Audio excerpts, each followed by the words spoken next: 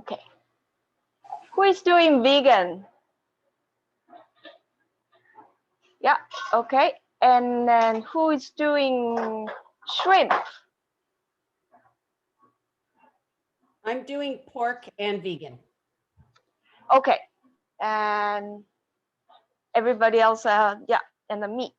Now, if you're doing two, because of the time limitation, you might have to keep up with the speed. And then if you're behind, just let me know. And if you are doing a meat, please take out the meat out of the fridge so it's not cold. And you should have a boiling hot water ready. If not, please start your hot water, at least 1 cup. And we're gonna check all the tools and ingredients. And those who are not turning on the videos, I cannot see you and how you're doing and where you are. So please chat or just let me hear your voice every once in a while if I'm checking in where you are, so you're not behind. All right, so pot sticker. So yesterday was the Chinese lunar calendar New Year. Usually at the Temple Kukuri, we are usually doing pounding mochi and making mochi. But this year, because of the COVID pandemic, we decided to just Zoom class and pot sticker. And pot sticker is one of my favorites. So every culture, every country have their own wrapped dumpling. And pot sticker is mainly originally from China, and then now it's very popular in Japan. It's called gyoza in Chinese, jiaozi.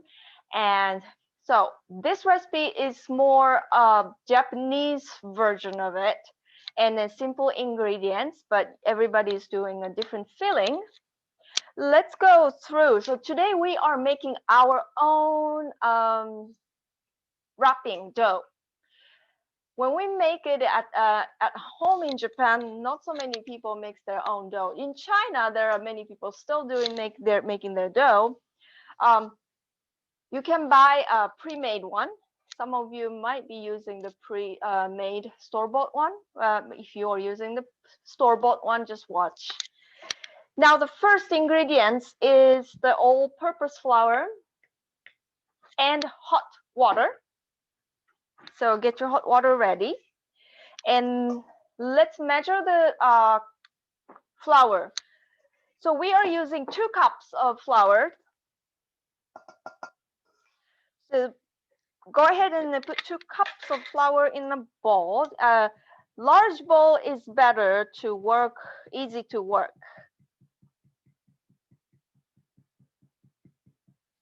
And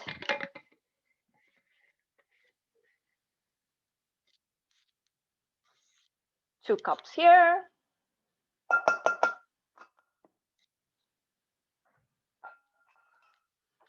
If you are doing a baking, you will shift the flour, but for this, I love using my hands. So we're gonna massage the flour later. So just put this aside. So we're gonna go through the other ingredients. So you have the hot water. So just two ingredients are for the wrapping dough. So very simple. And I will talk about the alternative flour later on. We usually last time when we did the dumpling, Japanese dumpling oyaki, we did the rice flour too. Some people were making the rice flour, but in this class we're just doing the wheat flour, and I'll talk about the rice flour and another flour later, how you can use it. Now the filling, you have meat, ground meat or ground fish, 5 ounces, about 1.5 cup to 2 cups, and mushroom, chopped mushroom, very finely chopped mushroom. I wouldn't use the machine for these because you don't want to grind and to mash it. You don't want to mash it. So hand chop is the best. And vegetables, salt, and the vegetables traditionally or typically Chinese cabbage are used in Chinese and Japanese gyoza, the pot stickers. You can use a green cabbage, and you will only need about 4 of them, 4 big leaves for one recipe.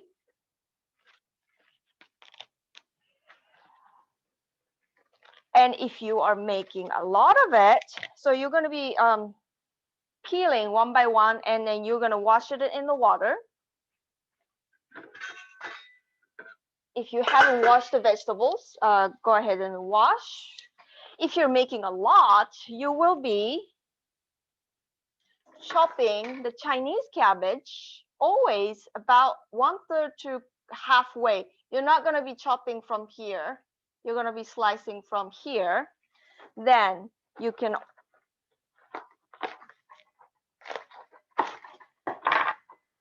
easily open up here, and then you don't have all the crumble leaves. So that's how you do it. And then usually only a few leaves outside have a little dirt on the bottom.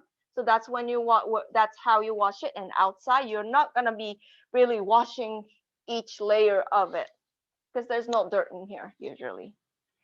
Now, keep that here.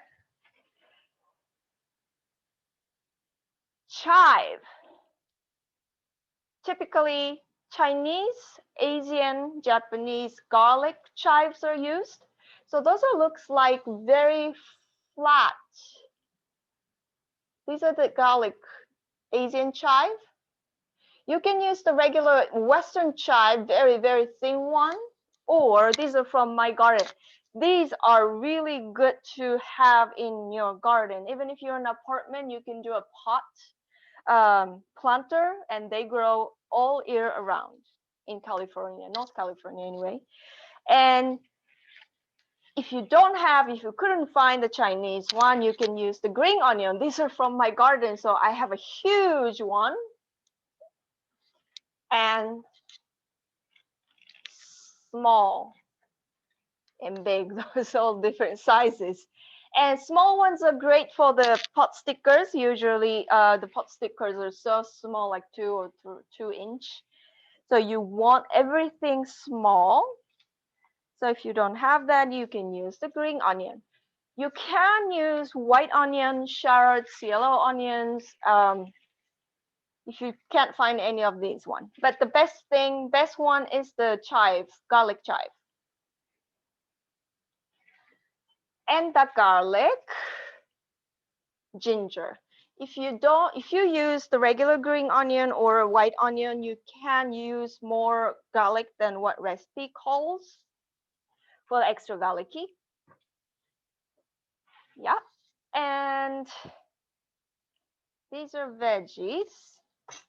So those are the only veggies you need. Sometimes we put dried shiitake mushroom, hydrated dried shiitake mushroom. That will give more of umami and koku flavor. And if you have those, you can. And if you're using the mushrooms and for the vegetarian version, vegan version, if you saute it with the onion with oil before you wrap it, it will enhance the mushroom flavor, and then it will make more of a meaty texture and flavor too. And if you're not vegan, if you want to do a vegetarian, if you put a little bit scrambled egg, a little bit with the sauteed mushroom, it will create really like a meat taste. It's a mock meat. Other ingredients. You're gonna need a starch, some kind of starch. I usually have all different kind of starch at my home, but I'm using a cornstarch for this one, or I use arrowroot starch. So arrowroot starch, especially Japanese arrowroot, is a very medicinal starch. So I prefer to use the arrowroot. But if you have cornstarch, tapioca starch, those are good too. Or wheat starch. If you don't have any starch, use just the regular wheat flour. Oh, by the way, the wheat flour is all-purpose flour. You can use bread flour, but it's gonna texture. It's gonna be a little bit of rubbery. All-purpose flour is probably perfect. It's very similar to the wheat flour that we use in Asia. Okay, and soy sauce. I'm using this organic soy sauce. If you are gluten-free, you can do the tamari soy sauce. And I use the Sanjay organic one. I usually get bulk because I use a lot of it. And this is for cooking. This is for the cooking soy sauce. I have another soy sauce, which is raw soy sauce called Nama shoyu. Nama means raw, shoyu is soy sauce. This is the Osawa brand.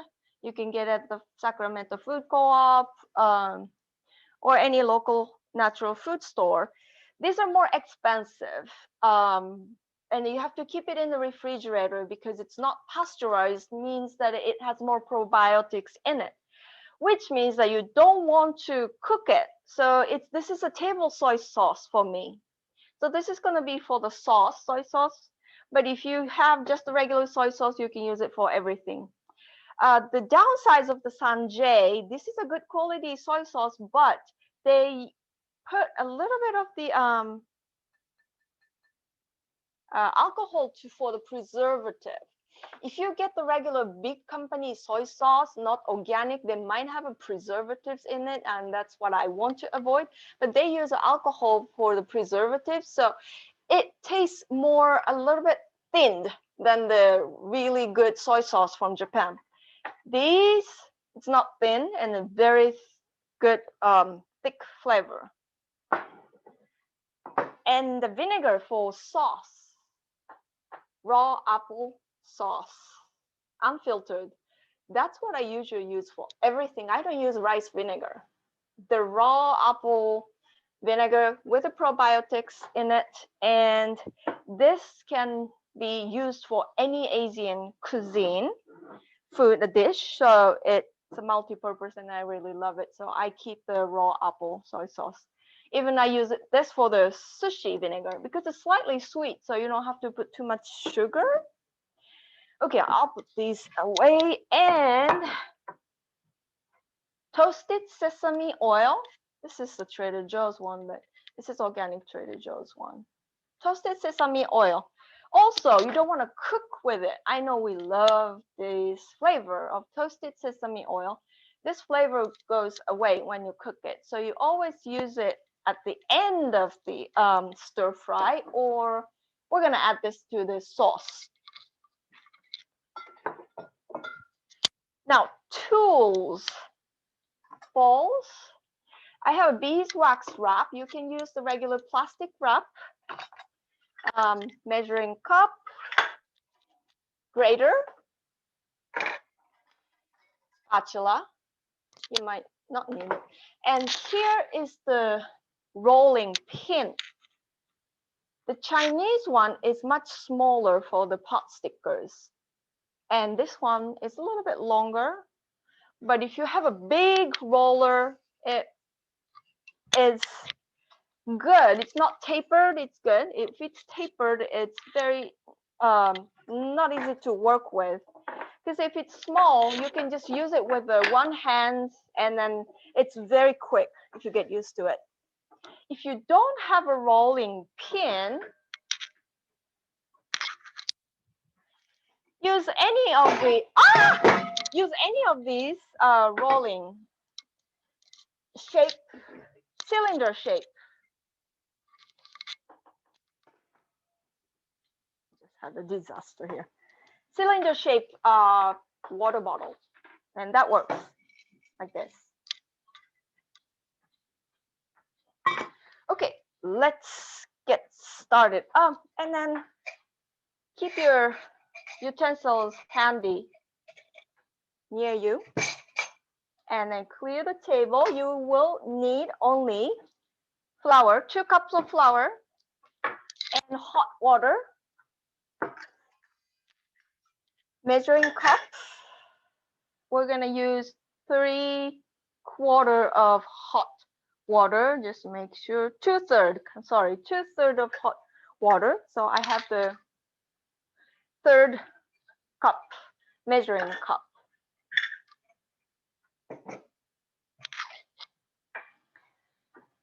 Now, first we're gonna do is make sure your hands are clean. This is my favorite part. Using the palm, and you're gonna be massaging the flour.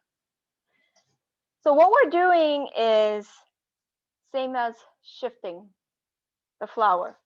So you will feel the lump in your hands. And then this is the best time to ground yourself. Whenever you cook, your energy goes into your food. So which means the energy that you put into the food is going to be into your body or your family's body. So imagine when you're angry or frustrated and cooking and everybody eats that energy, no good.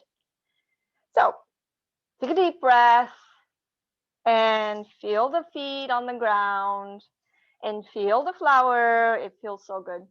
So this is my favorite time to just play with the flour, and you're gonna do this until no lump in your hands. Also, what you're doing here is activating the enzyme in the flour too, and it will, I believe, it will make it easier to digest for your body. So massage, massage. And when all the flour is nice and smooth, we're gonna add about 2/3 cup. When you are working with the flour, always, the recipe is just a ballpark. You always have to know when to stop or when to add more. Now I have a 1/3 cup of measuring cup, so I will need about 3 of this. Now, first, you ready for the hot water? Do you have hot water? So there's a reason that we're using a hot water instead of cold water. It's about the texture. So we're going to start on 1/3 cup. Get the fork or chopstick ready because you don't want to dump your hands right into your hot water. And then stir it really well.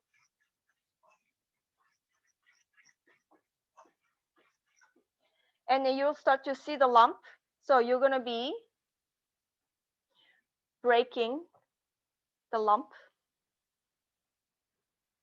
with the fork, or at this point it's not too hot, you can use your hands and do the circular motion again with the hands. Yeah, and second 1/3 cup is gonna go in. Add another 1/3 cup of hot water. Be careful. And pour it in and stir it with the fork or chopstick. Oh, I'm becoming like an American. I'm using a fork, not the chopstick. Okay, so lumps are becoming bigger and bigger, so make sure you're going to be mixing with the dry flour with the wet lump. And I love using my hands, so I'm going to be breaking up the lumps with the palm and the fingers. Now, last water, very critical part, because you want to adjust the water amount. It depends on your flour quality, how they were stored, the season. The water amount changes a lot. What we are looking for is a little bit hard dough, way harder than the bread dough or cookie dough. Last one, you're going to use not quite full 1/3 cup. Put hot water all the way, fill up the third cup, and then just add half of it first, leave the rest, and stir it.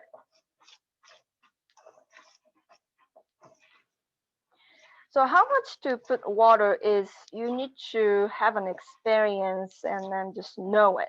So that's the part that you need practice. And I have a big lump. Watch mine. I have a big lump and it's still small, dry. So I'm going to mix this.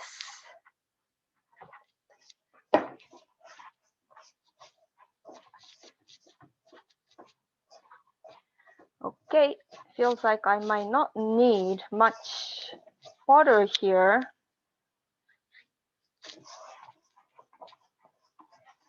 So what I'm looking is that if you are, now try not to make a ball yet. Try to just spread the water all through the flour. So don't make a ball yet. Now you see my wet lump bigger and just a tiny bit of the dry on the bottom. Now, I'm going to add water until this dry part is gone. I probably don't need all of this water. I'm gonna just go less than half of what's left into the bottom. And now the dough will make into a ball itself. So you don't really have to work. The dough is gonna go into a ball, right? They shape itself, yeah? And then you don't see a dry flour on the bottom. That's what you're looking for. And also,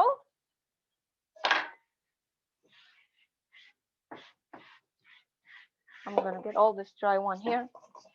And also, you're gonna clean the surface of the ball with the dough. So your bowl is almost completely clean. If you have too much water, your bowl, the stainless bowl, have a lot of dough on it. If you don't have enough water, you have lots of dried flour on the bottom of the bowl. So mine have a little bit, maybe a little bit too much water this time because I see a lot, small amount of dough sticking onto the bowl. So yeah, mine feels a little soft. So mine is sticking my hands still, a little bit too much water. Yeah, so I am going to add a little bit of flour. It's just a tiny bit.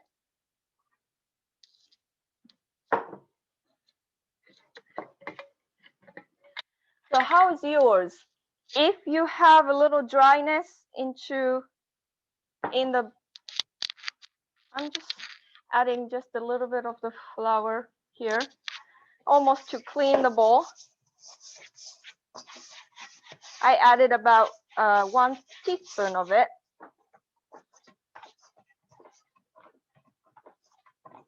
And now you can start kneading. Now, still a little sticky because it's sticking too much. Real dough is sticks and 1 second drop. So I'm gonna add just a little bit of flour. Another 1 teaspoon of it. And as you clean the bowl,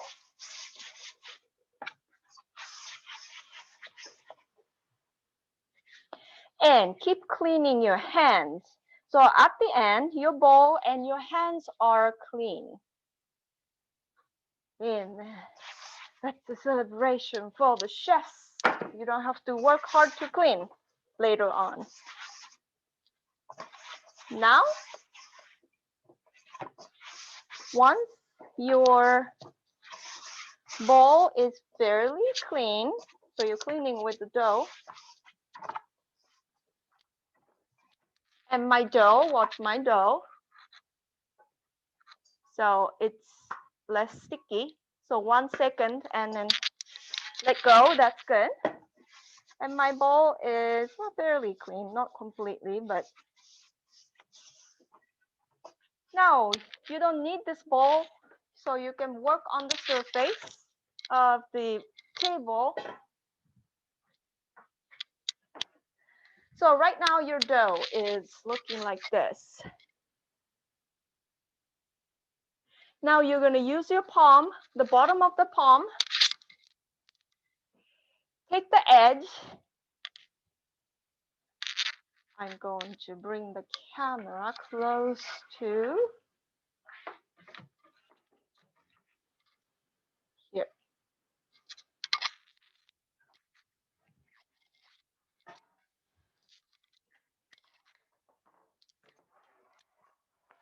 So kneading the dough, you're using the palm here. Take the edge. This is the center. This is 12 o'clock. You're bringing the 12 o'clock into the center. Push down and out. Down, out, down, out. Yeah, down, push, and out. Now you're going to flip 1 o'clock and bring the edge to the center. Down, away. And again, turn, down, away. Turn, down, away. Turn, down, away.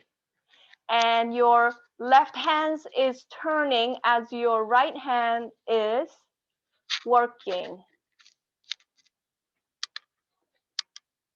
And you're using your weight. So you remember we were grounding with the flour. So your feet are on the ground, and then your energy is coming from hara, the belly, and distributing all the weight into your arm. So you have to have a good height of table in order to feel comfortable putting your weight. Now your elbow is almost locked, so you're not really using the muscle of the hands. So I'm going to slow, so push down and away, push down and away. If your dough is sticking into your hands or sticking into your surface, your dough is a little too wet. So let's count about 50. 1, 2, 3, 4, 5, 6, 7, 8. Now breathe. And 1, 2, 3, 4, 5, 6, 7, 8, 9, 20. Now feel the dough. The surface of the dough touching the hands, this texture will change around 40 to 50. And it will get smoother and smoother. And the dough is going to talk to you as you go down. The dough is going to resist against your hands.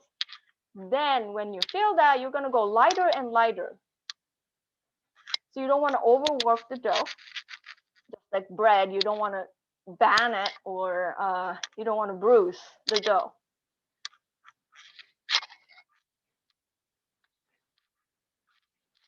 So push and rotate, push and rotate, push and rotate, push and rotate, push and push and push and push, push, push, push.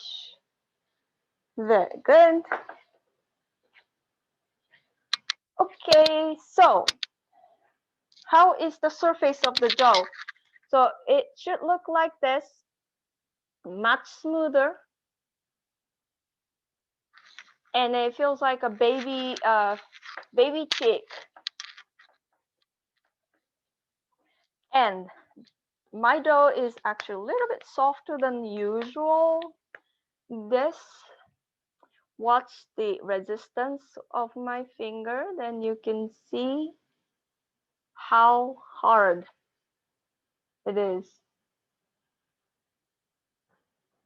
So this is the soft side of dough actually.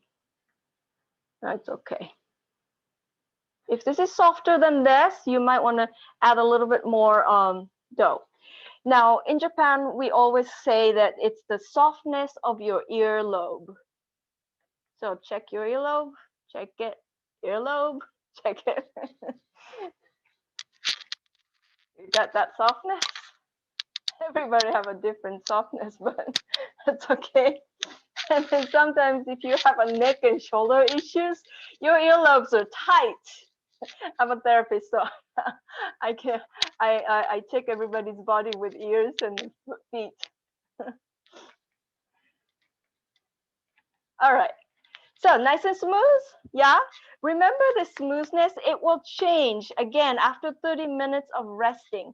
We just did what we did with the kneading. You just activated the gluten in the wheat. Yeah, the evil gluten. Not everybody want to go to gluten-free, but if you know how to use the gluten well, yeah, it's not evil. But you don't want to overdo it, the gluten. Now, make a nice smooth surface. So you're bringing all the edge into the center. And actually, we call this kikuneri. Kiku means chrysanthemum. So what we're doing is making a petal. So chrysanthemum have hundreds of petals. So you're making a lot of petals as you bringing this outside to the center. And now you should have, your bottom should be smooth and you should have a belly on the top. Smooth side, belly side. Now, make into more obvious belly. So this side is smooth. Now you're going to wrap this with a plastic wrap or a beeswax wrap or whatever wrap you have.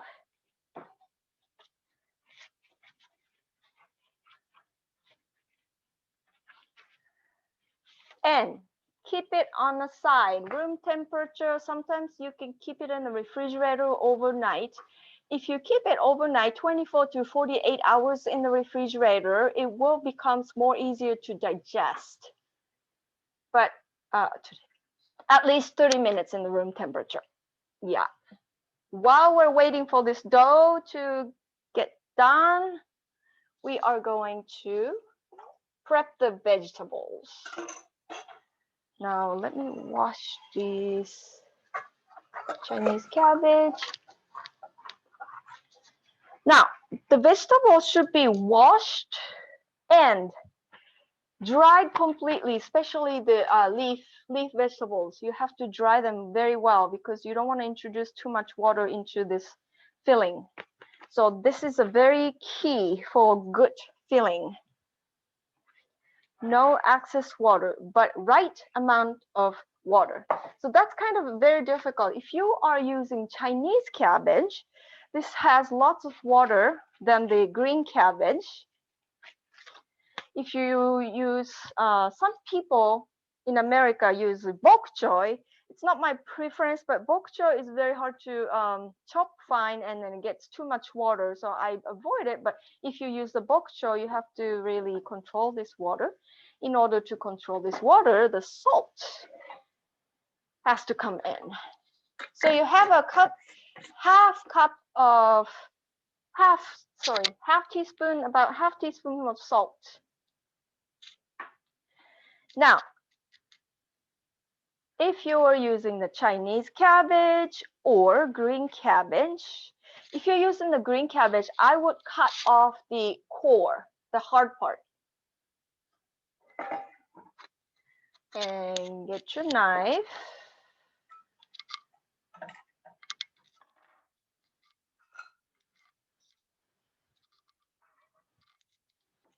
clean the surface.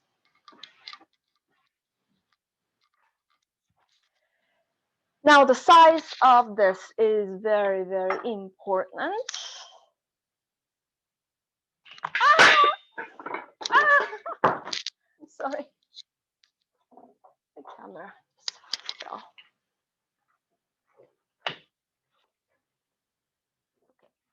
Now.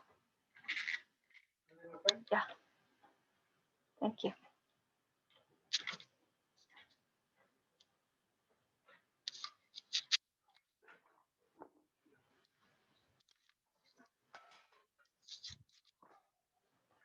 So first you're going to chop the veggies, the green leaf, because you want to salt it and massage it first.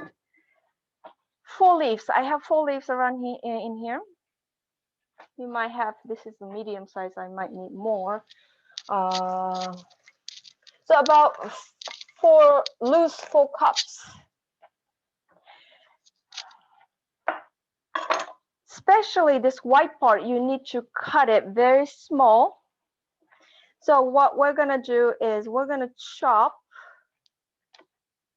the veggies first into 1/4 inch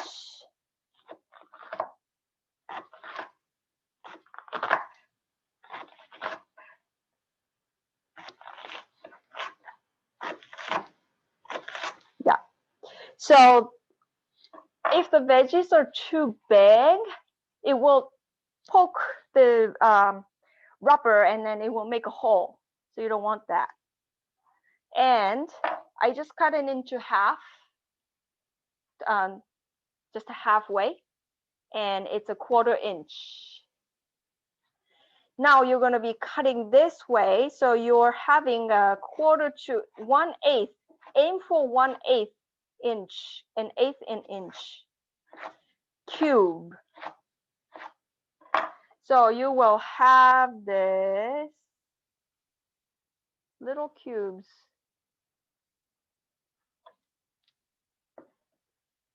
And curl your finger.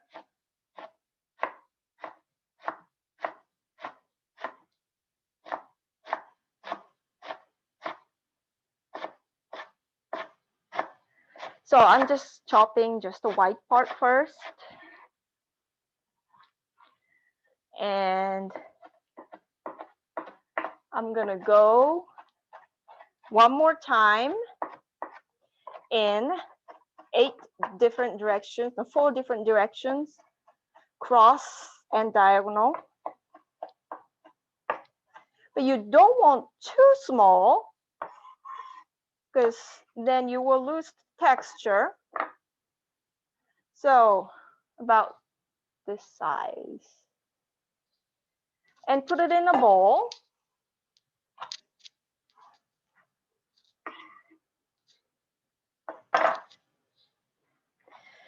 And give a pinch of salt. Maybe 2 pinch. And then just mix it, massage it while you're chopping the green part. So I mix the salt, 2 pinches of salt into this core of the veggie. And I'm gonna go into the greens. Now I am going to flatten it. And again, aim to 1/8 an inch julienne cut.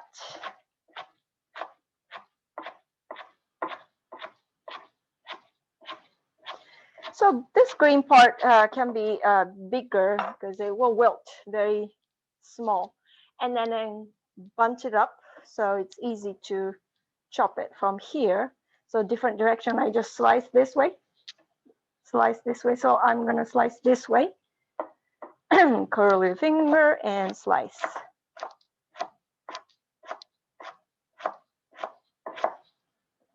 My recipe have more veggies than meat. Traditionally, they have more meat than veggies. So half of this much and twice as much meat probably, usually the ratio. But I like putting more veggies in my thing. So you can adjust. So I put all the leafy one, and I am going to add another 2 pinch of salt. And you might have a little bit left over salt. Just leave this for later. So you probably used about 1/4 teaspoon of salt for this Chinese cabbage or cabbage. And massage it. And leave it there on the side. Now we're going to chop the chives. If you're chopping the small green onion. Excuse me, can I ask a question? Yeah. Why are we salting the cabbage? Just to bring out the liquid, or why? Yes. First, bring out the liquid and then softening the veggies. Okay. Some people cooks it, steams it to make it softer. So it's easier to wrap. Okay, perfect. Thank you. Yeah. So I usually do the salt, so I don't want to double cook, and then it's much easier, saving times too. Now the green chives, you're gonna go chop same size as the green. So you're gonna chop into about 1/4 to 1/8 an inch. So you will need about 1/2 cup of this.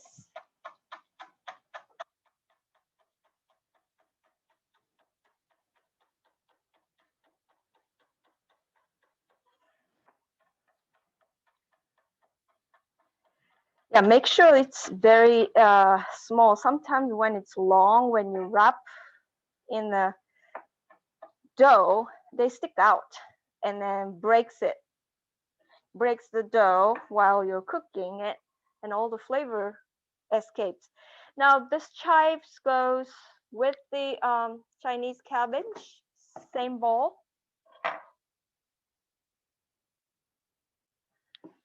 And I might need to add a little bit more, so I'm going to use the green onion. If your green onion is fat like mine, I would slice it vertical first into 1/4 inch to 1/8 strip. I'm using the top of the knife and then just sliding. And chop it this way. Yeah. Oh, it curled.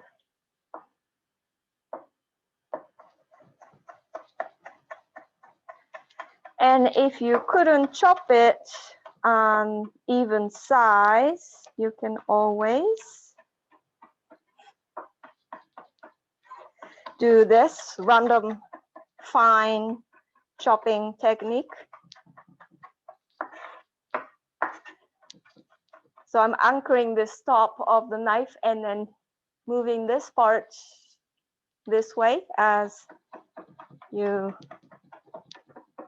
chop.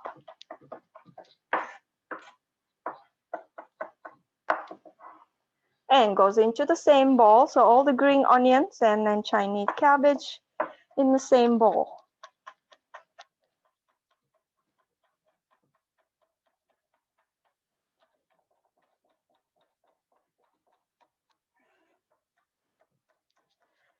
Usually when you go to Asia, Japan, China, the dumplings, the gyoza or the potsticker dumpling are almost always pork.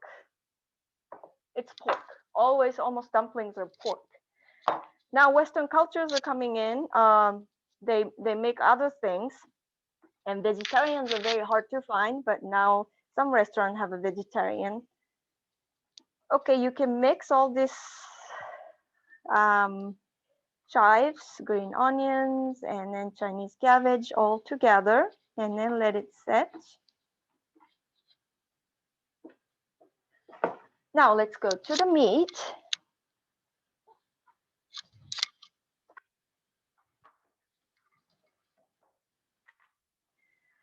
The meat, I have turkey today.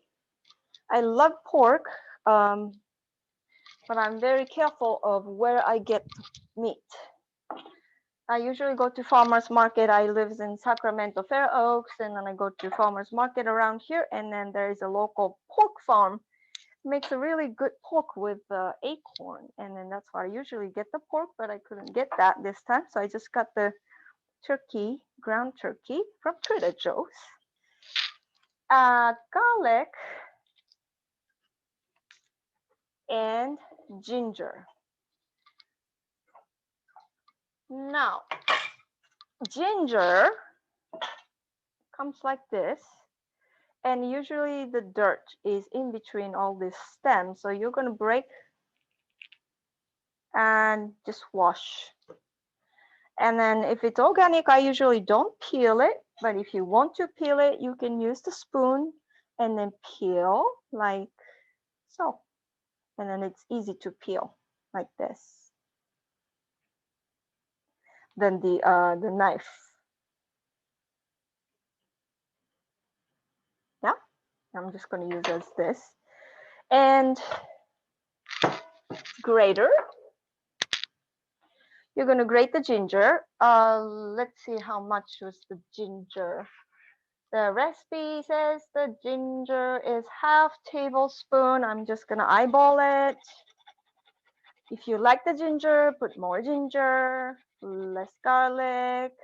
If you like the garlic, put more garlic. How much garlic? Garlic, I'm gonna do it after this. Garlic, 2 cloves. The ginger is about half tablespoon. Garlic is 2 big cloves. And this is pretty ginger garlicky one.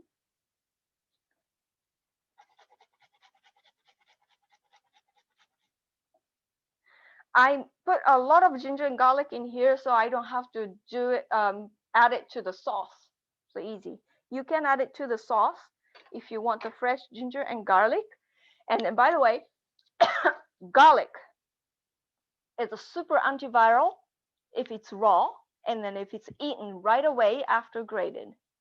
So during the season, it might be good to use the raw, freshly grated garlic into the sauce instead of in here. But you have to grate the garlic right before you eat, means that you have to grate the garlic on the table. Otherwise, it won't work. And then you have to chew it really well. Oh, how to peel the garlic. If it's fresh, it might be very hard to peel. This is how I do it. This is the Asian way. So put the knife over the garlic. Make sure this is not tilted up. And then you're going to pan it and voila. And you don't want to crush it too much because you want to grate it. And it's very difficult to grate it if you crush it too much. So you're going to use 2 garlic, or I'm just going to do 1 here and then 1 fresh one later.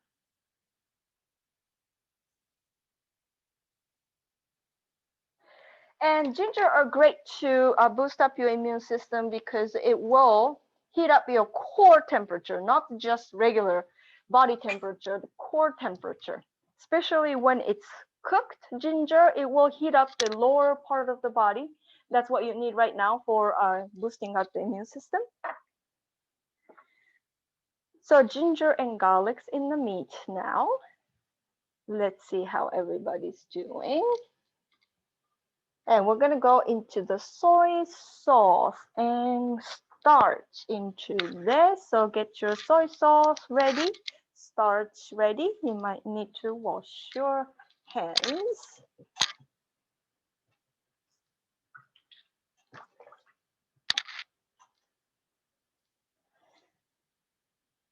Now, let's look at your veggies.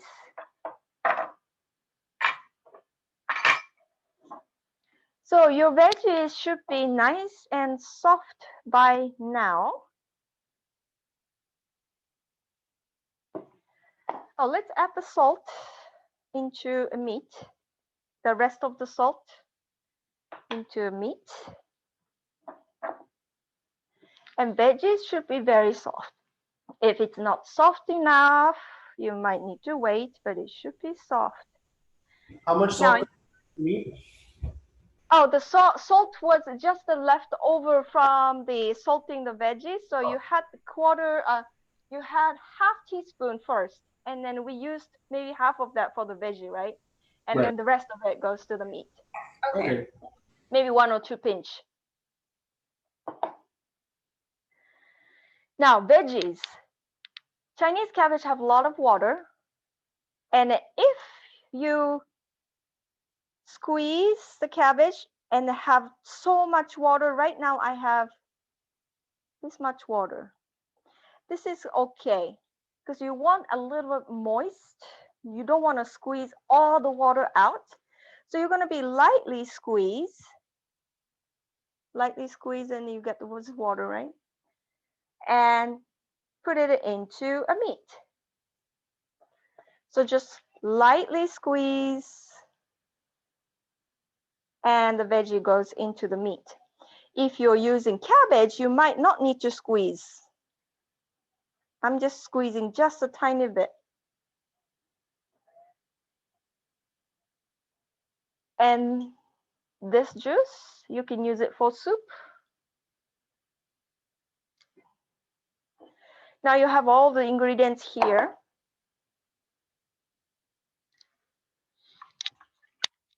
Now, if you have so much veggie water, you need a spoon to stir, or actually first spoon.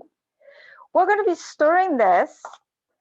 If this filling is too wet, you're going to use only half teaspoon of soy sauce, the regular soy sauce. If this filling is too dry, you might want to add 2 teaspoons as the recipe calls. So because we are dipping into the soy sauce later, if it's too wet, if it's too dry, I would rather use the veggie juice because this has lots of flavors and then nutrition instead of the soy sauce. So I am going to add just 1 teaspoon of soy sauce. You can add 2 teaspoons of soy sauce if your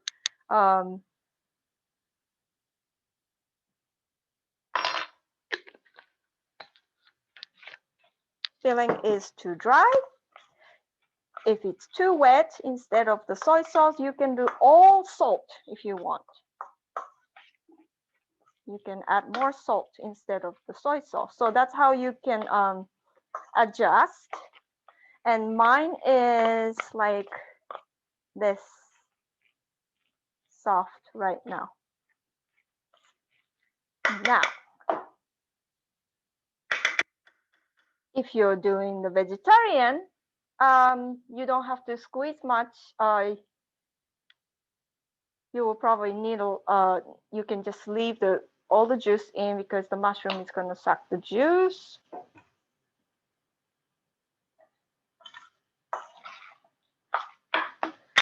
Now, starch. You're going to put 1 teaspoon of starch. This is the binder.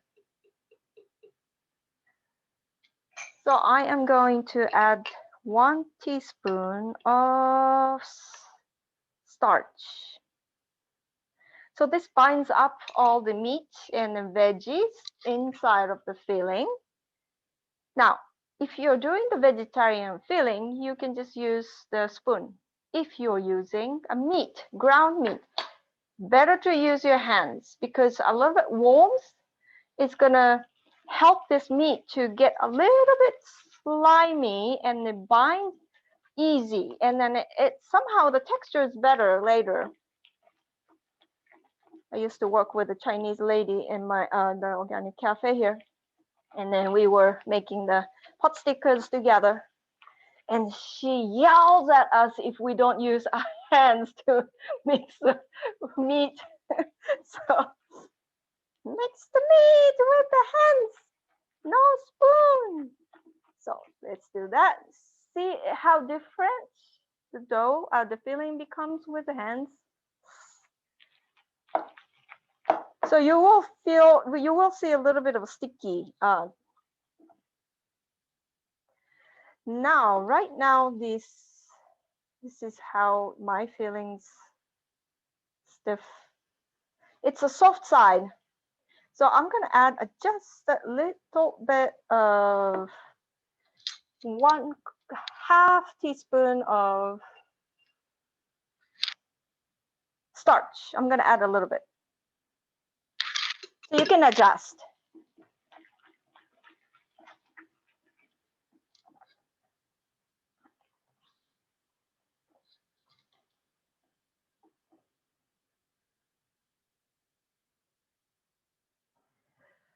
Okay. Now let's put this aside and wash your hands.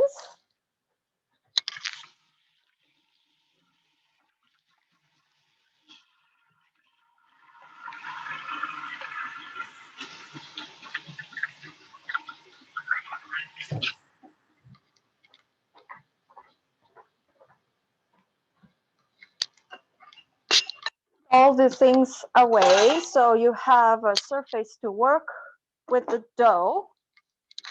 You will need 1 or 2 spoons in a filling bowl.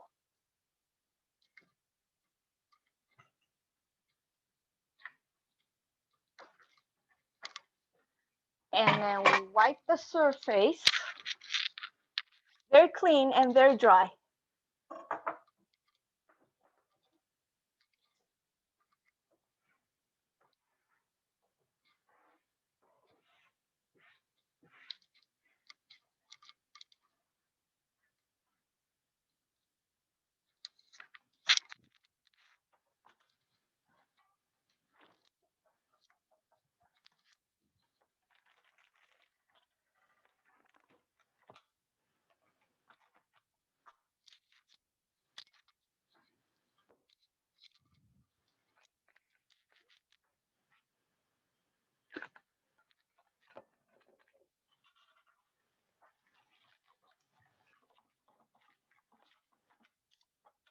Okay.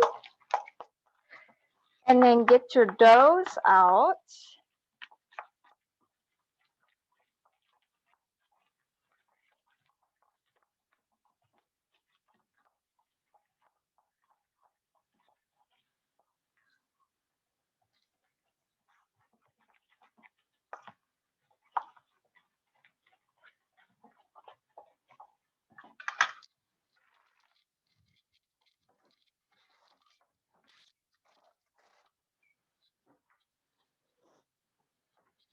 Okay, everybody, surface clean, dry. I'm gonna get paper towel.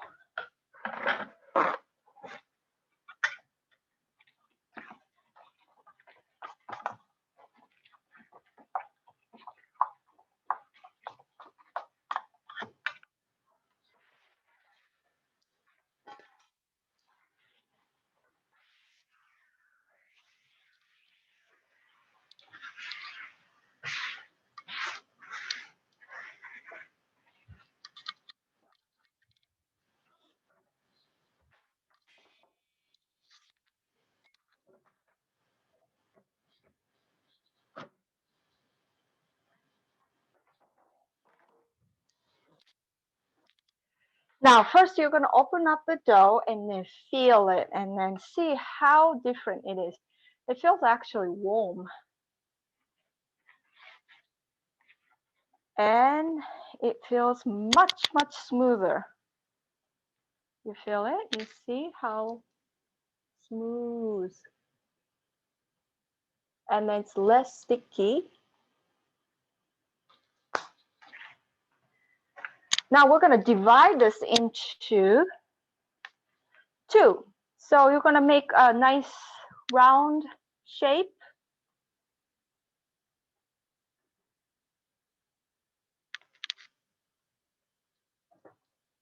And I'll keep the dusting flour with you. So just the regular all-purpose flour or starch, whichever you like. You're gonna keep it in a little bowl.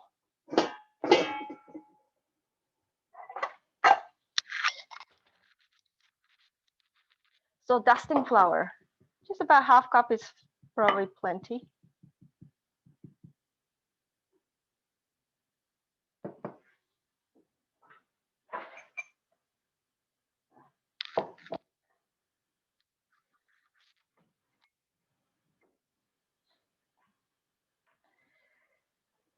Now,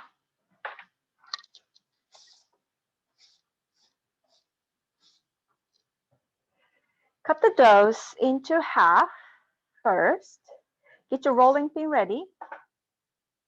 And after you cut, you're gonna close this cut surface so it's not gonna get dry. Keep this under the wet towel or plastic wrap. And this you're gonna be closing and then make a nice round shape. And cut this again into half. Close this surface. Keep this under the cover. And this, you're going to be closing the belly, very clean. So you have a nice surface, bigger, nice surface.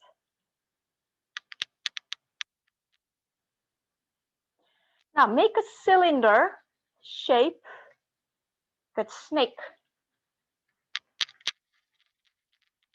This dough, we're going to be slicing into 6. This is kind of a big size pot sticker, so it's easier to make by hand.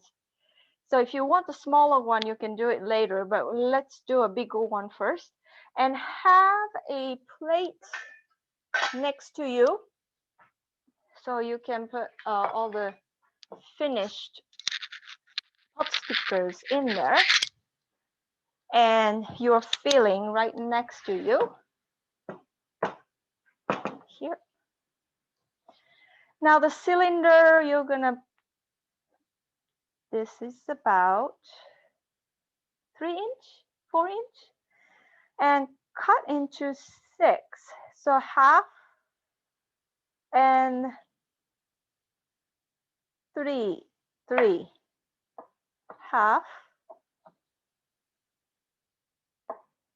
3,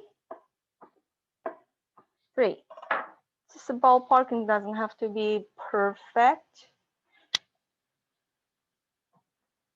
And make a nice ball. Make a nice ball. This is important to make a nice ball at this point to make a perfect circle, because if you cannot make a perfect circle, you can't wrap it properly.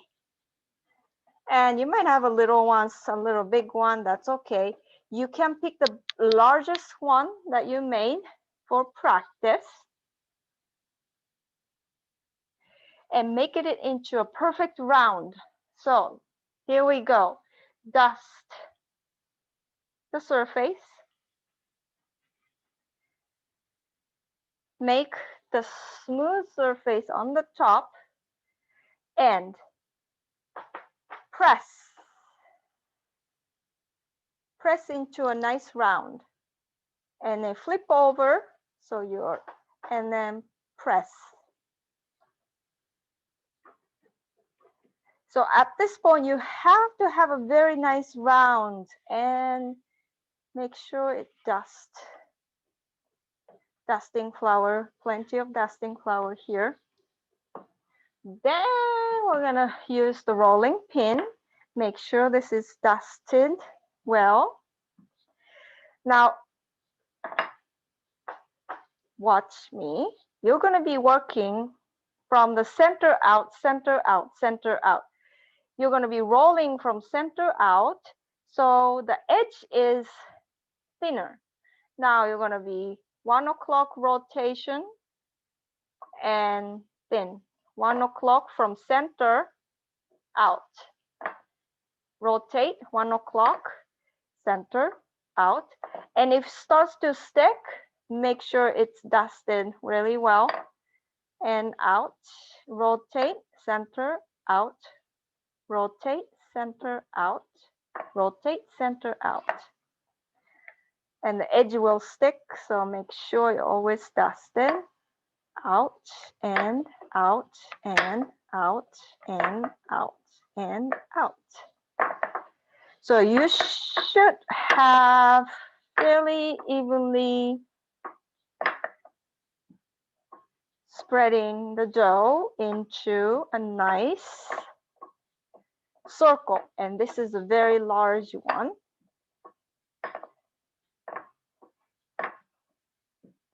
So for practice, we're going to do a very big. Now the thickness of the dough, I just went through 3 times. The edge is very, very, very, very thin. This thin.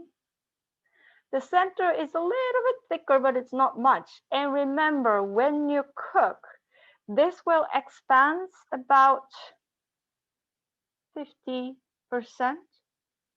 Not quite twice, but it will expand. So you don't want too fat. But if it's too thin, it will break if the filling is too wet. So now I have about 4-inch diameter. So usually 3-inch diameter is the regular size. So let's have it a little bit thicker than you want first to practice. Now, you might want a little bit water by your side to, just in case, keep your keep a little bit water on your side, just in case it doesn't stick together. Usually the fresh dough sticks together easy. Yeah. So everybody have a first one? You're ready? Now, left hand and the right hand, you're going to scoop up the filling and give about 1 to 1.5 teaspoon. This is a big one, so you might want to go to 2 teaspoons, but don't be greedy here. It's going to be very difficult if you get greedy. Yeah. Now, here, you're going to be holding the right here. You're going to be meeting this 6 o'clock and 12 o'clock first. Now you have to keep this filling inside. Don't touch it so much on the filling. So 12 o'clock and 6 o'clock meets. Yeah. But this is open here and this is open here. And you're going to be gathering this top one, only top one. Gather and pinch. So you have this gather. And then again, this top layer, just the top layer, gather and pinch. And 3, gather and pinch. So this side have a gather, but this side doesn't have a gather. Yeah. Now you're going to do the left side, same thing, gather and pinch. So this finger, pointing finger is in between the dough, so it doesn't stick yet. And I can pinch just the top layer, gather, pinch, and gather, pinch, and close. If you have a perfect amount of filling, you should have closed all the way and then puffing around here. And this side is smooth. And this side have the gather towards in. So this is one way to do it. So this is the very typical Japanese or Chinese way. Then I'm going to show you other way to do it. Now let's put this in the plate.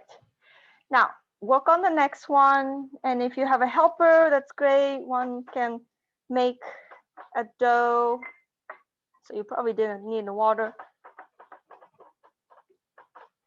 And then one can fill, and the next one will just work quickly.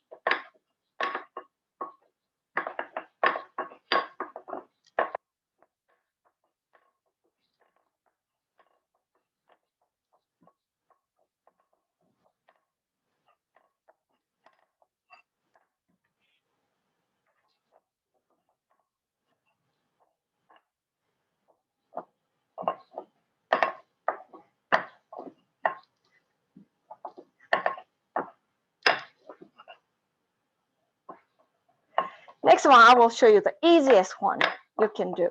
And make sure this edge is thin. Otherwise, the edge is going to be very thick and feels like you're eating just the dough. Now here is the second one. If you rest your hands and then just watch me for the very, very easiest of all. Easiest of all, you don't want to put too much filling because it's going to be 1 second. Ready? 1 and 2. That's it. Easy, right? So, and just pinch the edge. Done. Now, advantage and disadvantage of this. This is much easier to make fast, but this, it can sit on the pan, top and bottom. This is going to be flat, and if you can sit like this, you can put more in the pan, and if you sit like this, you can put just less. So that's an advantage, disadvantage of this, and make sure it's all closed so it doesn't open up while you're cooking. Now you can keep doing one of the shape. I'm going to show you another one, and when I'm ready I'll tell you, so you keep working.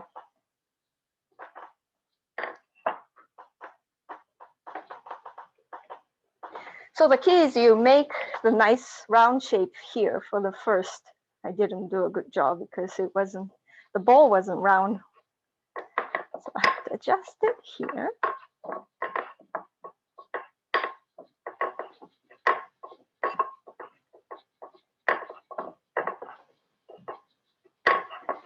So the other day I made xiaolong bao. It's like a same dough, but it's wrapped, same filling, but wrapped in a different way. And it's called xiaolong bao. And then actually the filling is different. Filling have a gelatin soup. So when you, and then you steam it. And then when you cook it, you will have a juice coming from the inside. So that's a very, very popular dim sum, Chinese dim sum.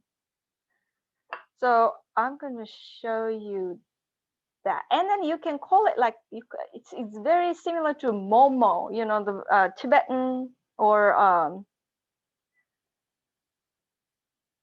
North Asian Nepali dumpling, momo. So here is the momo wrapping. You're going to go one edge and second, third, and you'll keep gathering and gathering and gathering into this top, and gather and gather and gather. And can you see it? Yeah, so you have a nice gather and gather and keep gathering it. And it's almost pull and gather, pull and gather. and pull up and gather, pull up and gather, pull up and gather. And I do cheating on the very top. I just twist it and you close. So this is the Momo style. And another style is sui gyoza, water soup dumpling shape. So soup dumpling shape, you're going to steam it and then you're going to put it into a soup. Or sometimes you can just put directly into the soup and cook it into the soup. If you do that direct soup cooking method, you will have the soup a little bit thick because of the wheat. The residue goes into the soup and it thickens the soup. So if you don't like that, you need to steam it first and put it into the soup. Now here is the sui gyoza, wonton. So always have a little thin edge. Now here we go. Here's the round. Here's the filling.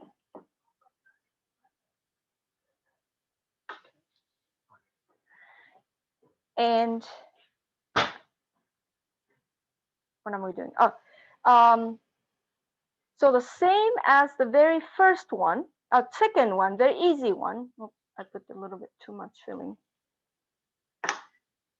So 12 o'clock, 6 o'clock meets, and then close. And the edge will, oh, sorry, close the 12 o'clock to 6 o'clock and then close the edge. And this edge will come around. See here, come around. So lift up a little bit and turn. And like this and pinch here. So this is the sui gyoza soup. So it shapes like this and shapes like this.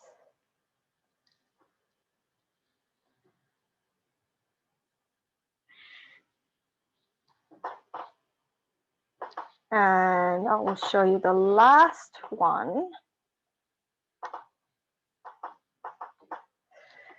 Now there is other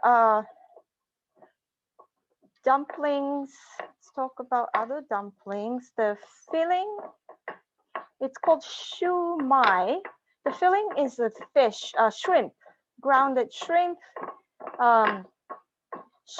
mushroom, shiitake mushroom, and chive. And the wrapper is not the wheat. Wrapper is the rice dough, so it's transparent and then it's gluten free. It's called wait, no. Shumai is the wheat. So wheat, and it's the shrimp or crab meat inside. And this is the season, and that's usually a square shape. And then they wrap it like this, and then they don't close it, so the filling is showing. That's the that's usually a shrimp filling or the crab filling, and then on top is a green pea, so you will know that's the shumai, not the pork pot sticker. Now here's another way to wrap it. So the center meets 12, 6 o'clock, 12 o'clock. And then 3 o'clock comes into the center. And 9 o'clock comes to the center. Now you have this 4-corner shape. And you're going to close. And you can do the 3 corners too. I'm not gonna do the 3-corner. So this is another one. These are usually for steaming. The first shape is the pan fry. My favorite is a pan fry. In Japanese restaurant here, if you order a pot stickers, they comes with deep fried. I do not like that at all. And they are pre-made, store-bought one. They don't make their own, so it doesn't taste good at all. It's freezed pot sticker deep fried, and if they don't do a good job deep frying, it's really bad. So I usually don't order pot sticker at the restaurant unless I know that they make it their own. So I'm gonna keep making the first one because that's my favorite, and then I'm gonna show you how to cook it after 5:30. So let's keep making your pot stickers. And if you have any questions, this is the good time to ask. And I'm gonna check the chat.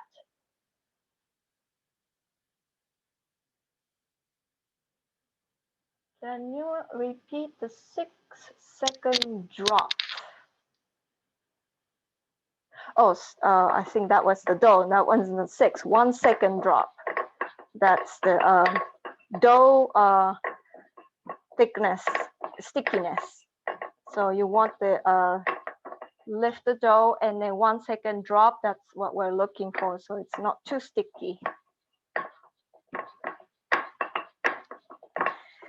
So you know the size right now. This is a very large size. So the second cylinder, you can chop it into 8 to make it into more regular size, pot sticker size, or if you want thinner dough. The homemade pot sticker usually gets thicker than the regular store-bought one. So you can adjust. Yeah. Yes.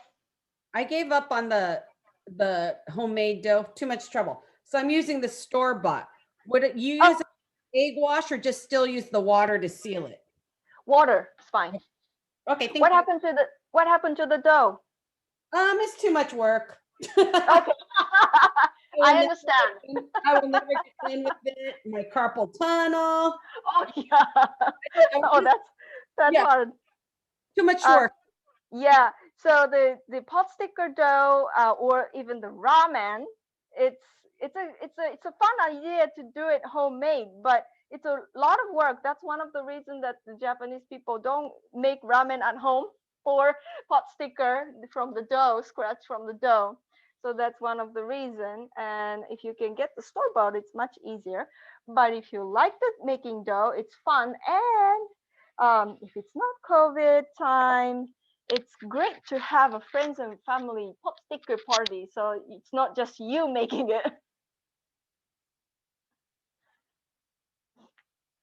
So the rice dough, you can use the rice dough, and then there is the rice dough dumplings.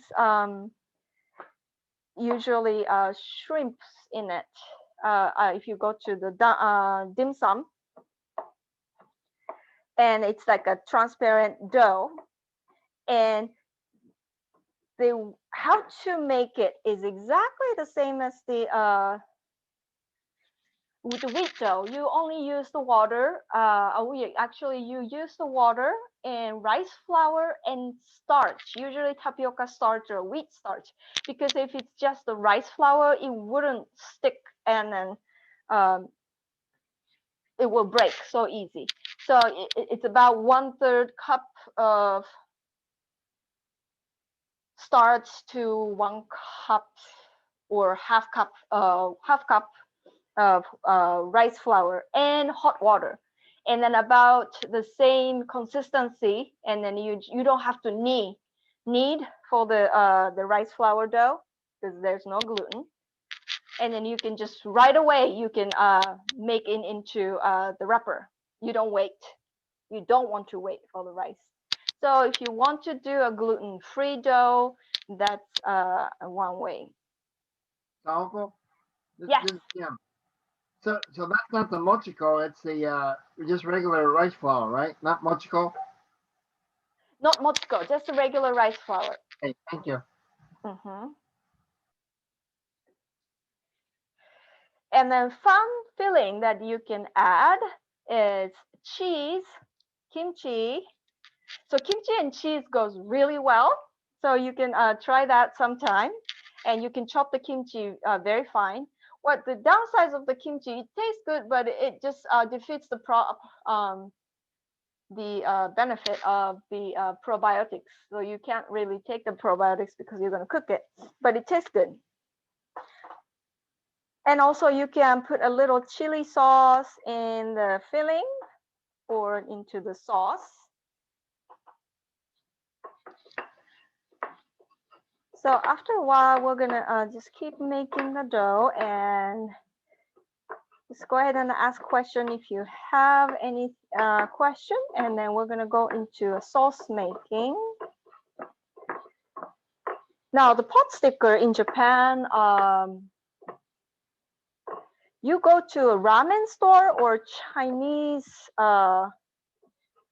restaurant.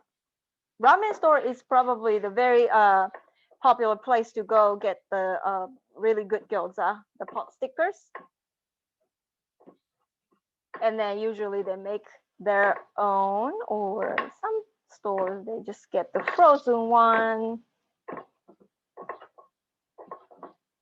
But usually if you go to a really good ramen store, they have a really good pot sticker.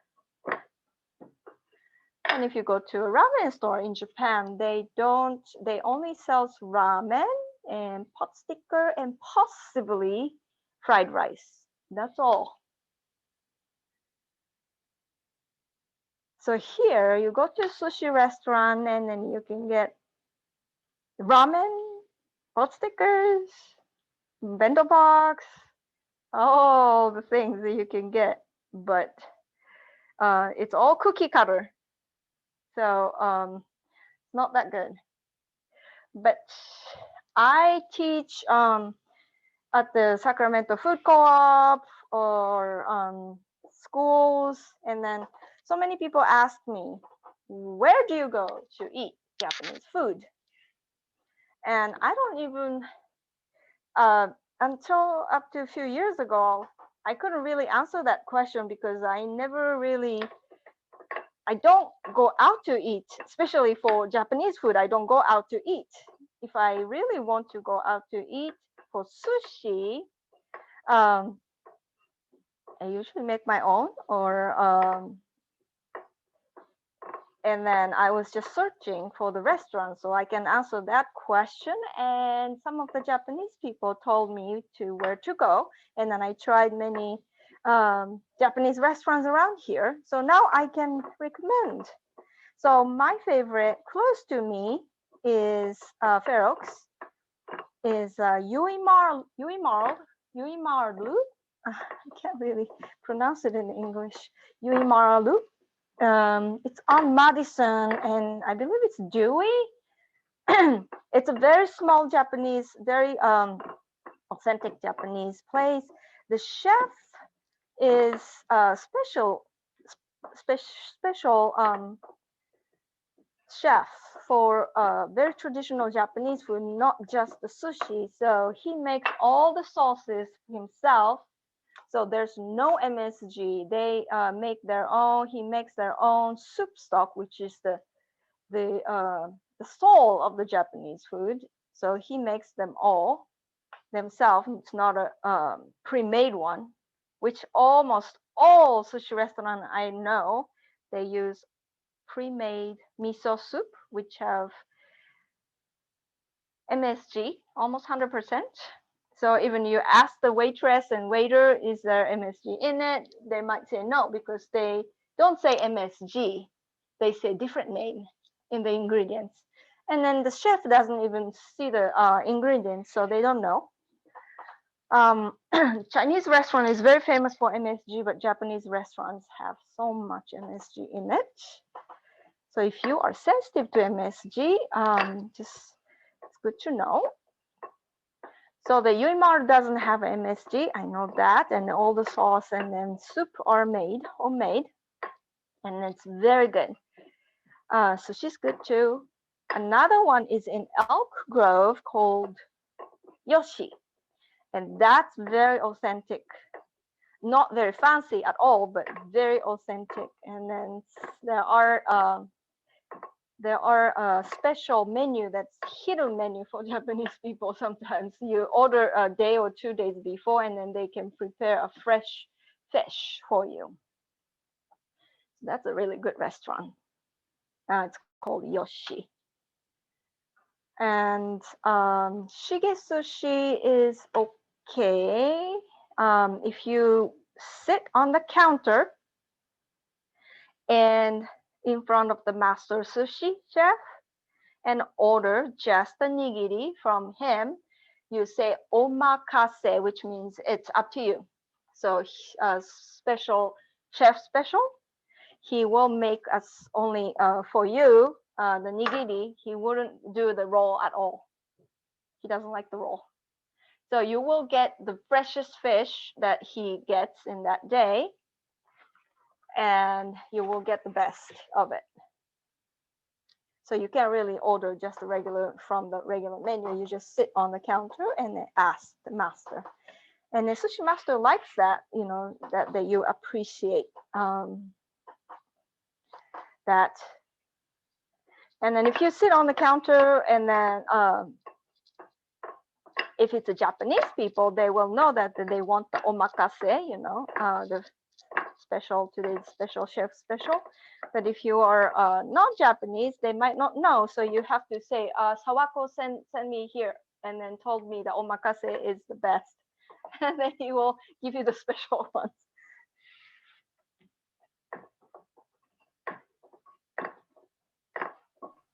Do we say the same thing at Yoshi's also, or what? Say that again, Yoshi? Yeah, do we say the same thing to the chef at Yoshi's? Because I know him also. He's a Tokyo train, he told me. So, I haven't really do sit we say on the the same? Yeah, Yoshi, I Oh, haven't really tried the counter yet. I only did the fish special, but I okay. believe they can do the omakase too. You can call in and ask. Right now they, you know, all the sushi restaurants only do the to go, but Right, you right. can call Okay. and ask. Thank you. Uh-huh. Okay. All right, so let's finish up. So do one more, and we're gonna go to sauce making, and then you can keep making the pot stickers after the class. So you finish it, and then you know how to cook it.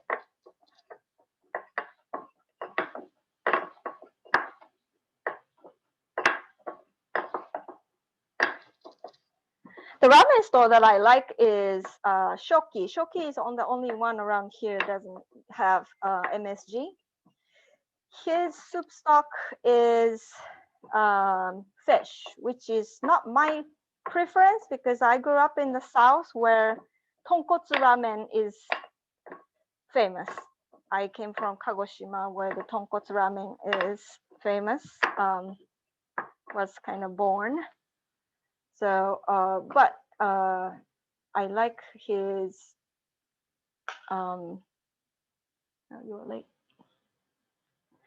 I like his tantan men. That's not the soup, but the less soup saucy with the. Okay.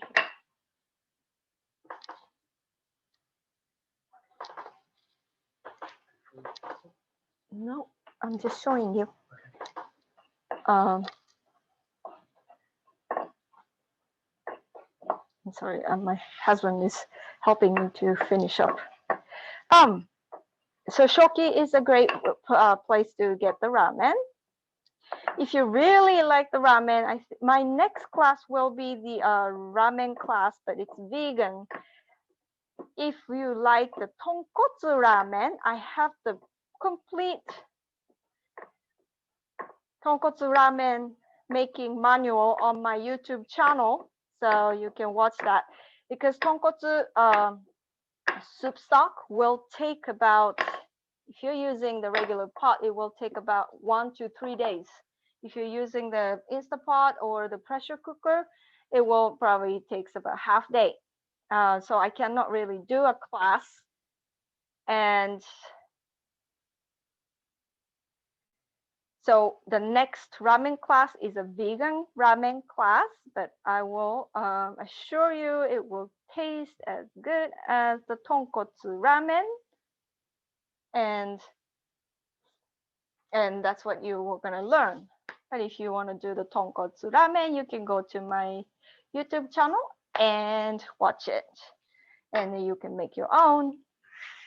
And once the shelter in place is lifted, I will be probably teaching more at the in-person classes at the food co-op.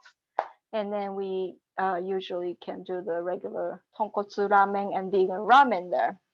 And then you can taste it, actually taste it. Now I am going to make a sauce. So while you are making your yours,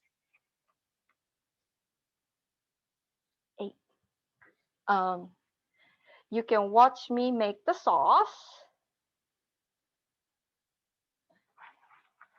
Why don't you take it over there? Oh, actually, here. I'm gonna take the camera here. You can see.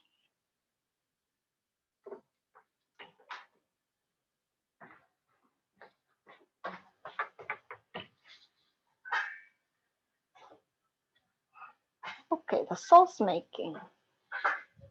Let me wash my hands.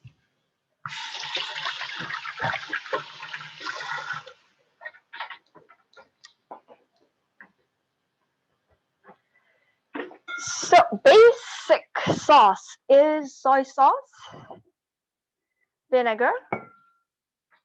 That's it. If you want to add the flavor, roasted sesame oil or layu. I don't have my homemade layu today. Layu is the garlic flavored oil, Chinese, originally from China. And Chinese store, Japanese store have the oil, layu. It's in a very, very small container, and it's red color because it's a hot oil. But when I make the homemade one, it's not hot. So you can add the just the flavored oil, and then you can add the hot spicy later on because everybody have a different tolerance of the hotness. So I don't have my homemade one today, so I'm just going to use the toasted sesame oil.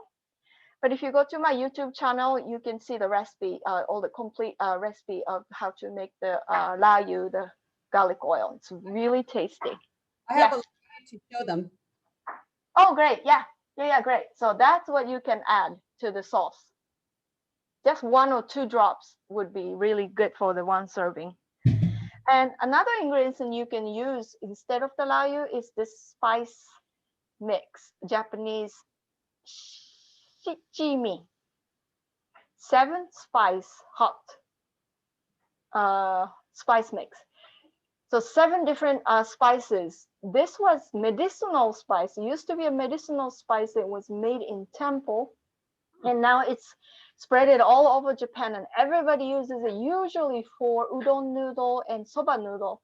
They sprinkle on top, and it's a little spicy and has chili pepper, number 1 ingredient, orange peel, sesame seed, and poppy seed, hemp seed, sometimes ginger and nori seaweed, and sometimes different one, different brand, different mixed ratio. So it's a great spice called shichimi. All right, so making the sauce. I usually make it. I don't really measure usually, but the ratio is about 1 part vinegar, 2 part soy sauce. I forgot what my recipe says, but that's what usually I go for. And vinegar,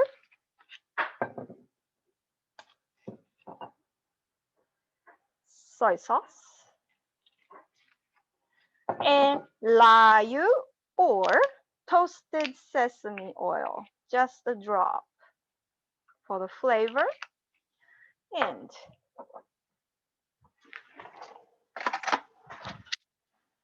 mix, mix, mix.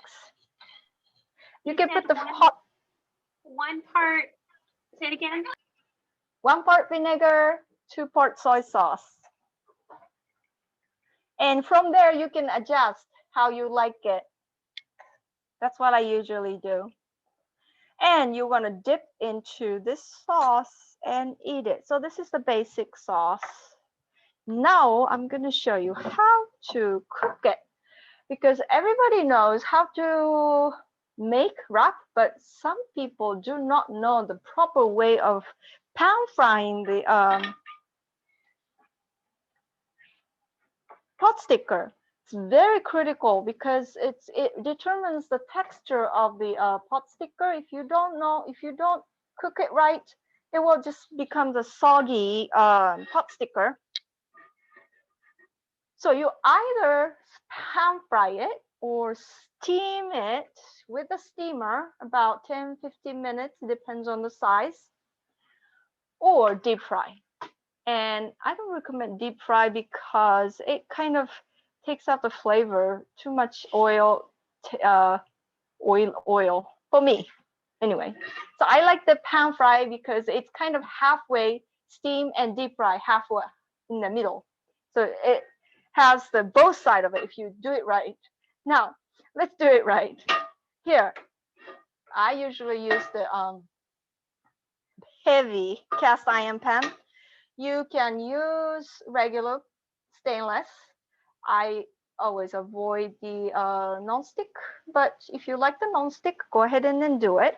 If you do it really, if you know how to use the regular pan, nothing would stick so much.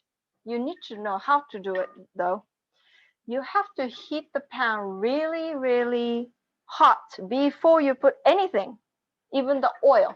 You put heat first into the pan before the oil goes, and it's very hot, then you put the oil. Now the oil you can use, I usually use the olive oil for almost everything, even the Asian stir fry.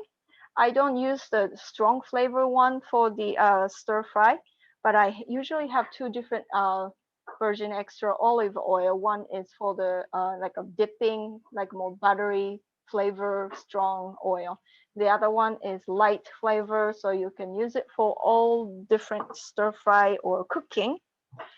And you can also use rice oil, peanut oil, sunflower oil, avocado oil. Those things are good too. And to make it flavorful, you can use the sesame oil, but this goes at the very end. You don't cook with it so much. Now heating, and I'm gonna get my pot stickers ready.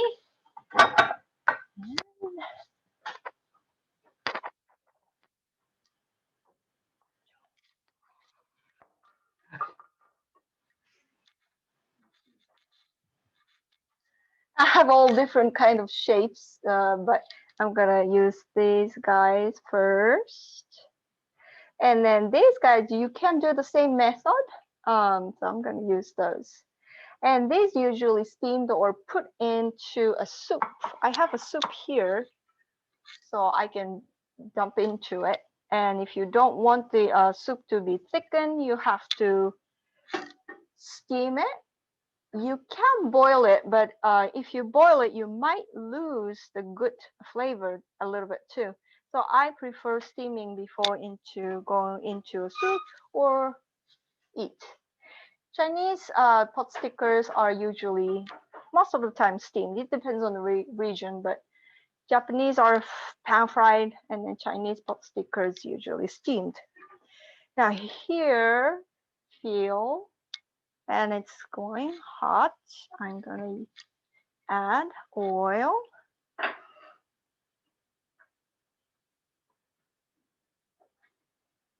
Just about half tablespoon.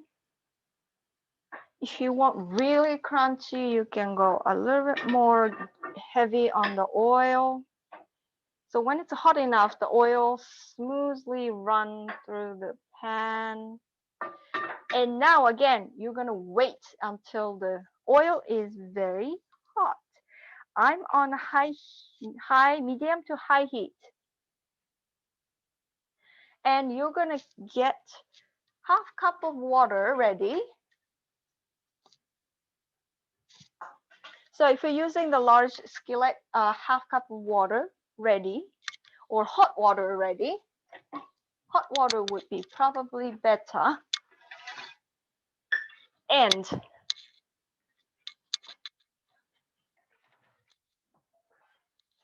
you need to have a lid. It's perfectly fits. Yeah, you need to have a lid because it's a steamed fry. Now the oil is coming into the center and then I see a little bit smoke. It's ready. I'm gonna go into medium heat. Then you're gonna be putting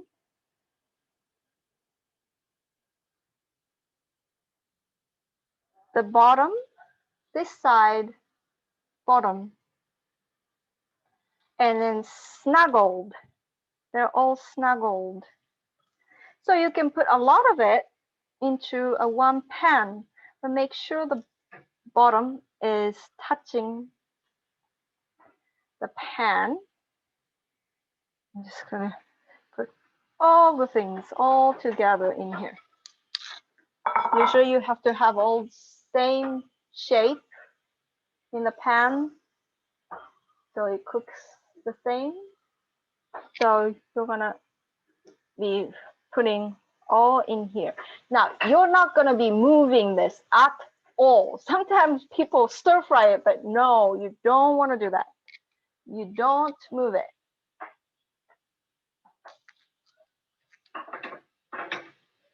So you're gonna wait. I'm gonna go a little bit higher, medium to high. You're gonna wait until the bottom is slightly brown. And if you know when to flip it, you don't have to really look at it. But if you are a beginner, you might want to wait for 5 minutes or so. And then you try to lift it. And if it's ready to steam, it should be, see, it's already brown, so it's ready because it's on high. Now you keep it on high, half cup of water ready. Now this is going to be very quick. You have to be ready because it will split. You're going to go water on the side. Don't dump it in the middle over the dough. You're going to go from the side, half cup, and you're going to go on medium to high all the way from beginning to the very end. And you're going to wait until all the water is gone.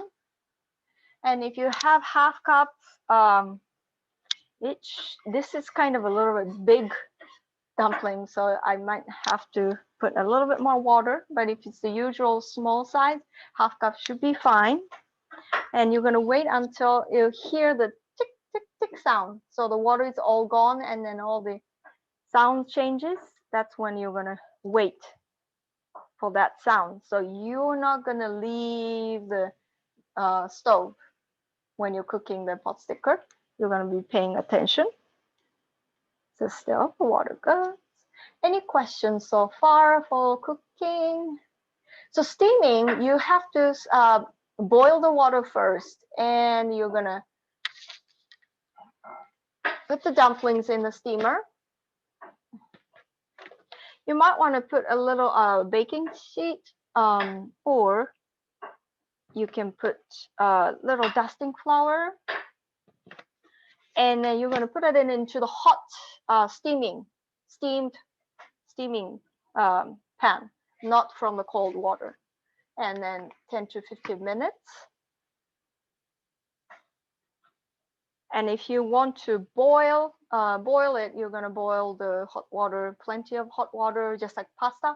And then you can dump the dumplings into it and then cook it for 10 minutes or so. and then scoop it out. And let's see. Okay, almost gone.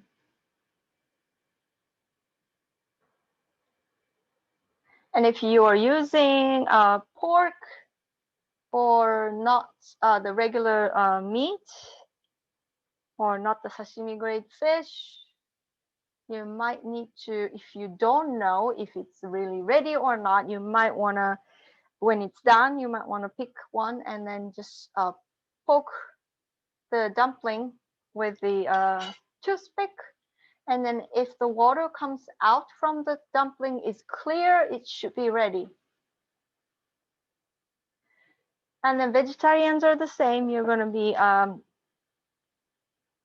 just cooking for probably less, but the dumpling is going to take about the same. So 10, more than 10 minutes, maybe 10 to 15 minutes, depends on the size.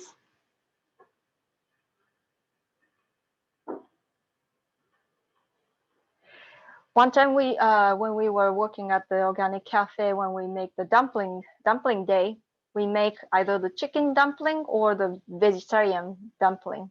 And we usually do the vegetarian dumpling.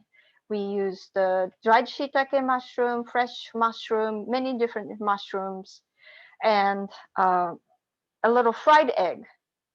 And it tastes really like a meat. Now the water is all gone. I'm gonna add just a tiny bit of more water because it's pretty big dumpling.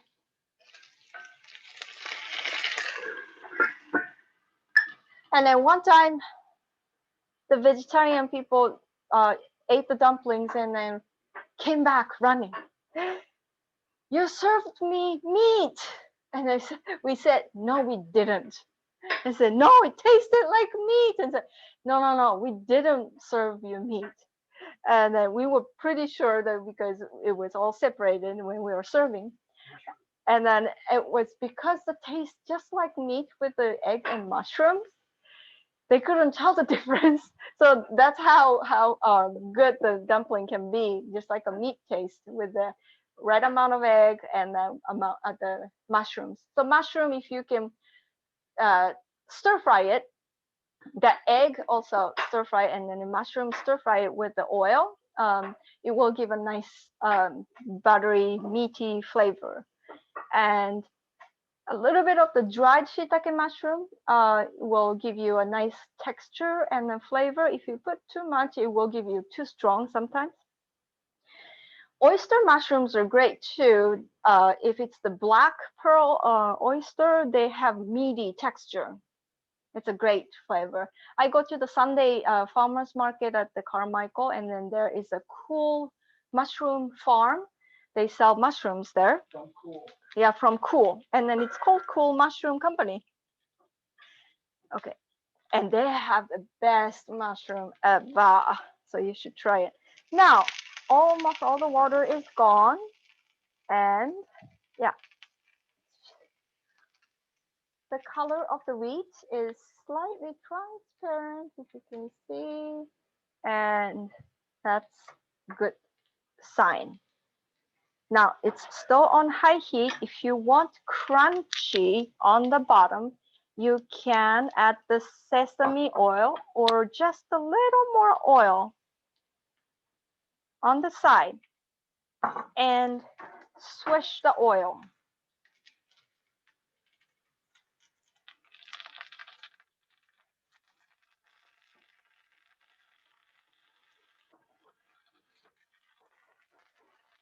This is originally a Chinese cooking, so usually it's high heat from the beginning to the end. But if you worry, you can go a little bit. So it's usually, see, it doesn't stick much, and then the bottom looks very nice. So 1 to 2 minutes after you add the oil, and then make sure the bottom is nice and brown. I have another question. Yeah. Can I freeze these because there's like 500 million of them right now? Yes, I'm going to talk about how to store it after this. Okay. So, yes. All right. Now it's ready. If this is filled with all the pot stickers, you're gonna make sure just they move a little bit, so it moves, so they should come out pretty easy. And you're gonna flip to the plate upside down, but today I have different shape, so I am going to put one by one here. Now, how to serve the pot sticker? Here is another mistake people do.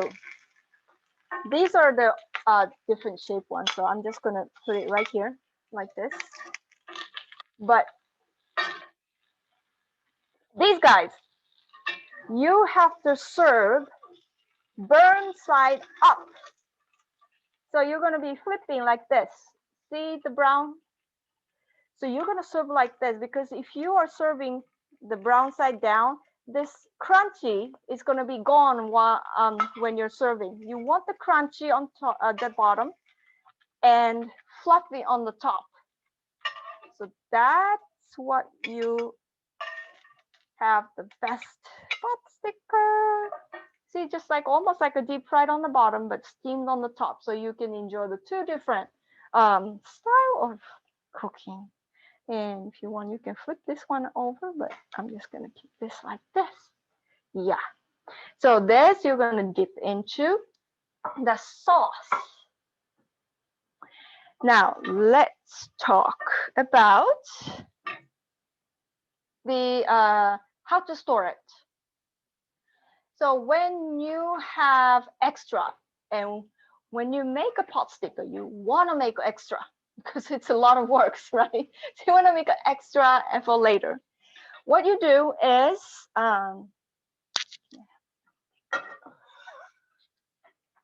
my husband is finishing up, so he's doing a good job.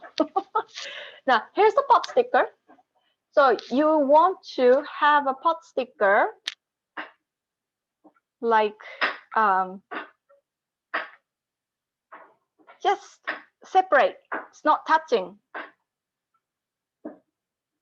Make sure it's not touching.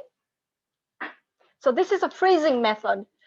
And you're going to put the whole plate into the freezer for 30 minutes. Make sure these are not touching. And 30 minutes in the freezer on a plate. And when you take it out, outside is hard. Inside is still soft. Outside is hard. Then you're going to put it into a Ziploc. Then it's not going to crash. So, and you can put it back into the freezer, and then you can keep it for up to a month. Up to a month. If you go more than that, you might get the freezer burn and the flavor goes down. And when you are cooking the freezed pot sticker, you're not gonna thaw them.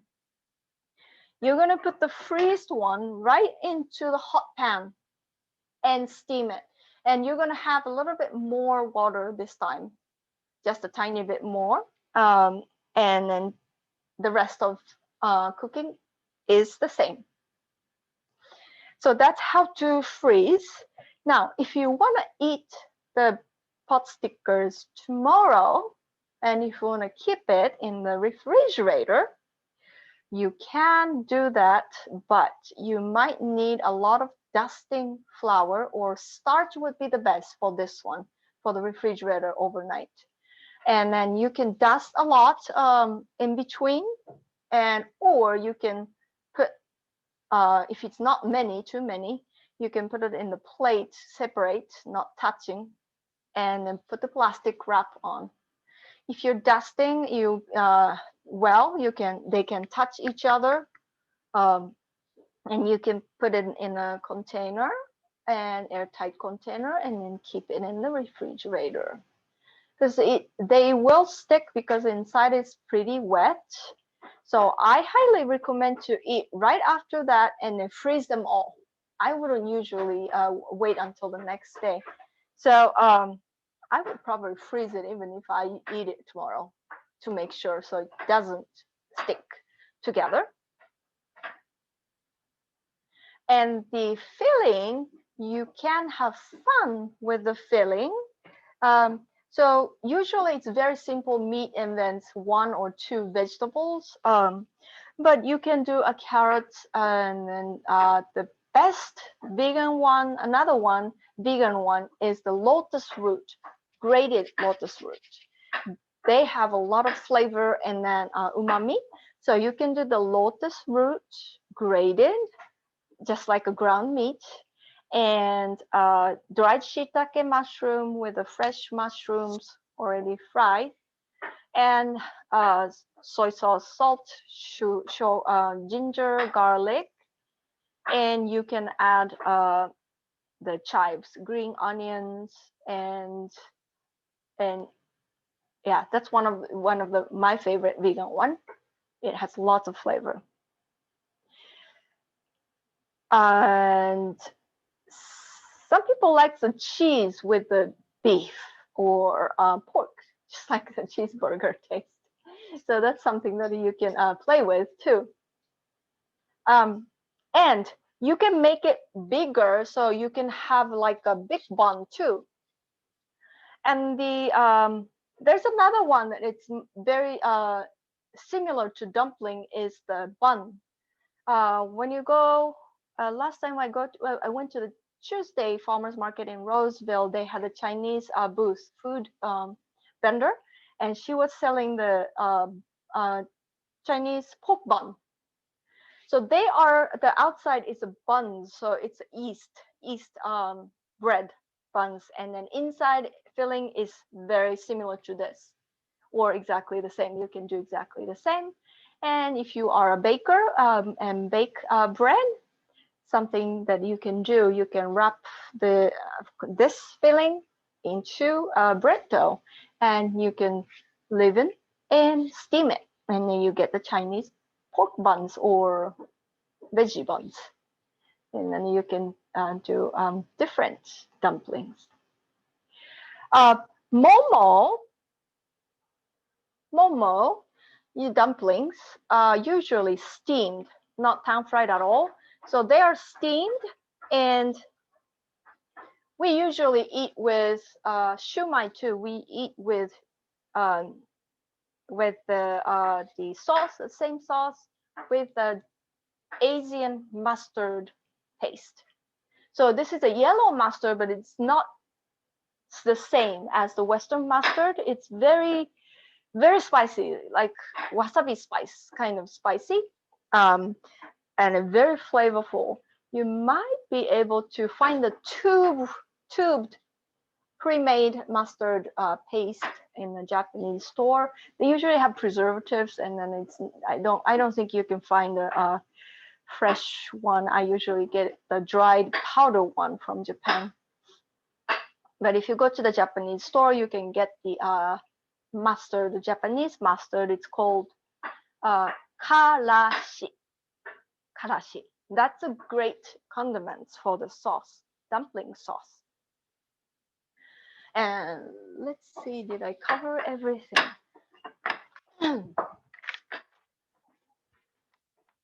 Your mushroom, so other flours besides the wheat flour. So the all-purpose flour is very similar, kind of in between the bread flour and then cake flour. So that's something that we harvest in Asian countries, and then we use that flour for almost all the wheat products, like udon noodles, any noodles, ramen noodles, dumpling wrappers are all from that like all-purpose flour. You can use gluten-free flour like buckwheat flour and some oat flour. Some of the oat flours are not completely gluten-free, but you do need a starch to bind up, or you might need to use eggs to bind instead of water. And you can mix those with the rice flour too.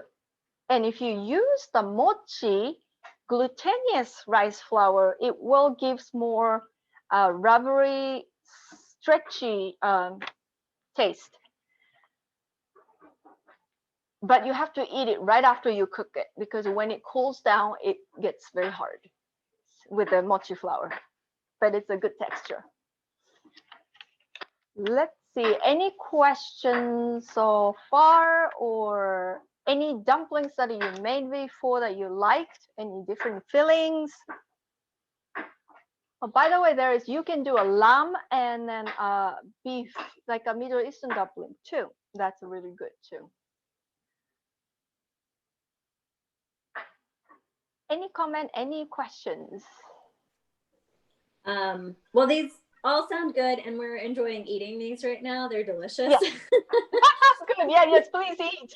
Yeah. But just to confirm, since likewise we have so many, it's better to store them uncooked, right? Versus Yes. Okay. Yes. Cool. Uh-huh. Yeah. I mean, we'll see how much we have left over, but I know, yeah, I know. It goes fast. yeah. And it's good to eat with rice. We usually eat with rice, or we eat everything with rice. Yeah, it's great. Thank you. Thanks. Yeah. Anybody questions? For the lamb Comment? ones, do you use the same ingredients? Say that again? For the lamb ones, the ones that have the lamb, do you use the same ginger and green onion? Oh, I don't think so. They will probably are using the no ginger much. They usually uses garlic, onion, and the spices, different spices, maybe coriander, cumin, those Okay. spices. You might want to look up for the recipe for the Middle Eastern dumplings, or Yeah. I believe maybe the Tibet or Nepal might have the lamb dumplings, but theirs are similar to the filling that we made today.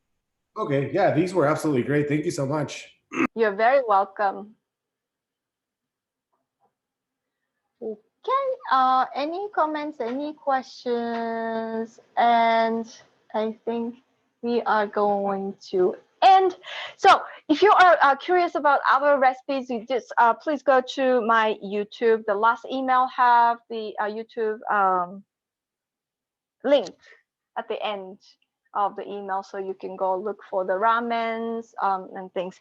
And this class is going to be recorded, so I'm going to be sending you. I'm going to be putting on the YouTube so you can look at it when you make it next time, and then you can enjoy it again, or you can do a party, hopefully soon, right? Okay. If you don't have any questions, we're gonna be ending. Thank you so much for joining us, and thank you so much for the donation for this temple kukuri.